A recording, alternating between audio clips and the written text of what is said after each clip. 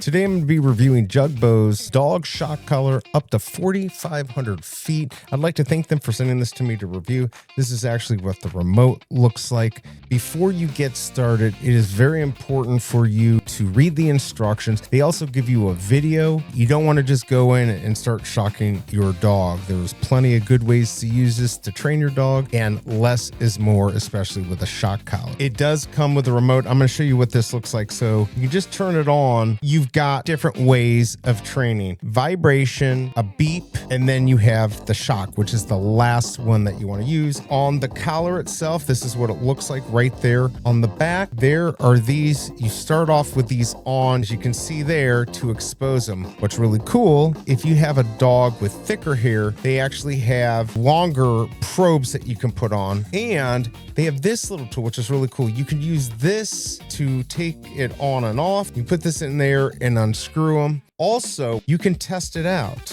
So this has a little light on it. So what you do is you put it on the probes, and I'm going to go ahead and just activate the shock. Now again, when you're using the remote, this right here, when you spin it right away, it's not going to do anything. You got to actually push it down, and you can adjust the different levels for the sound, for the shock, all of them. And you can see there it has the shock. You will not need to take this up to 99. Let me show you what the vibration sounds like. Hopefully you can hear it on my mic. And then you can also beep.